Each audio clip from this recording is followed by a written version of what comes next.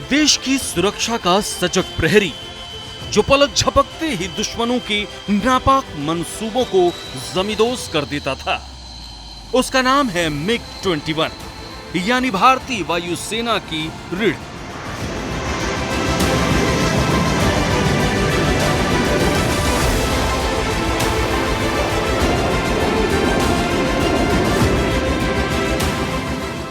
मिग-21 aircraft आज यानी 26 सितंबर को रिटायर हो गया। चंडीगढ़ एयरबेस में एक शानदार कार्यक्रम के आयोजन के बाद फाइटर जेट मिग-21 को अंतिम विदाई दी गई।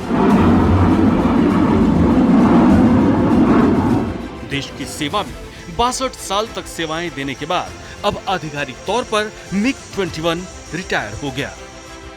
मिग-21 के रिटायरमेंट समारोह में रक्षा मंत्री राजनाथ सिंह, तीनों सेनाओं के प्रमुख समेत रक्षा मंत्रालय के कई अधिकारी शामिल हुए। आपको बता दें कि विदाई समारोह में एयरफोर्स चीफ एपी सिंह ने 23 स्क्वाड्रन के 6 जेट के साथ आखिरी उड़ान भरी।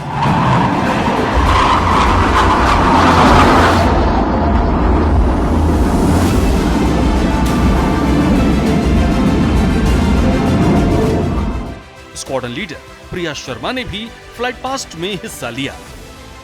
अब यहां ये जानना भी बेहद जरूरी है कि 1963 में मिग-21 एयरक्राफ्ट चंडीगढ़ में ही भारतीय वायुसेना में शामिल हुआ था और यहीं से उसे अंतिम विदाई भी दी गई। 62 साल तक देश की सेवा में समर्पित रहा मिग-21। 1965-1971 भारत पाक युद्ध में मिग-21 ने निभाई बड़ी भूमिका। करगिल जंग में मिग-21 ने दुश्मनों के दांत किए खट्टे। 2019 के बालाकोट एयर स्ट्राइक में महत्वपूर्ण भूमिका निभाई। भारत का पहला सुपरसोनिक विमान था मिग-21। भारत का पहला सुपरसोनिक जेट जो आवाज की गति से तेज उड़ता था। तेजस LCA मार्क 1A को मिग-21 की जगह अब किया जाएगा सेना में शामिल। मिग-21 के विदाई कार्यक्रम में शामिल हुए रक्षा मंत्री राजनाथ सिंह ने कहा कि आपकी वीरता की ये जो यात्रा रही है, इसके पीछे मैं समझता हूं कि मिग-21 का बहुत बड़ा योगदान रहा है।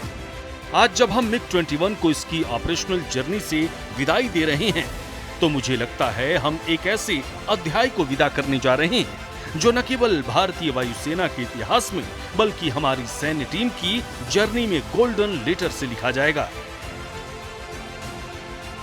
इतने लंबे समय तक मिग-21 अनेक वीरतापूर्ण कृत्यों का साक्षी रहा है। इसका योगदान किसी एक घटना तक या केवल एक युद्ध तक सीमित नहीं रहा है।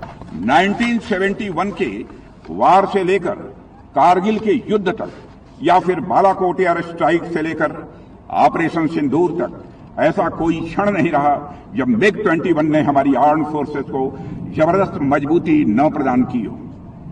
1971 का वार भला कौन भूल सकता है।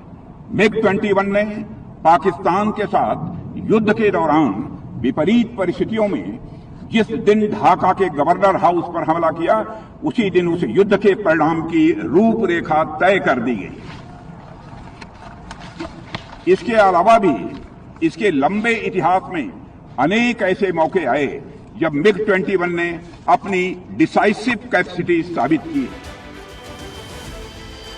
आपको बता दें कि मिग-21 के रिटायरमेंट से वायुसेना के पास अब 29 फाइटर स्क्वाड्रन बच गए हैं, जबकि जरूरत 42 स्क्वाड्रन की है। कहा जा रहा है कि रिटायर होने के बाद मिग-21 को जंकयार्ड में डालने की बजाय इन्हें संग्रहालयों, शैक्षणिक संस्थानों और ट्रेनिंग सेंटर्स में नया जीवन दिया जाएगा। रक्षा मंत्रालय के आंकड़ों के मुताबिक अब तक 400 से ज्यादा मिग-21 विमान क्रैश हुए हैं, जिसमें 200 से ज्यादा पायलटों की जान चली गई। इसी वजह से मिग-21 फाइटर प्लेन को उड़ता ताबूत और विंडो मेकर भी कहा जाता था।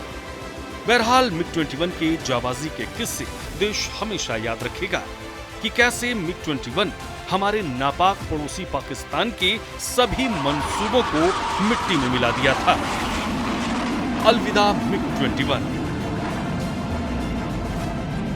ब्यूरो रिपोर्ट, सूर्या समाचार।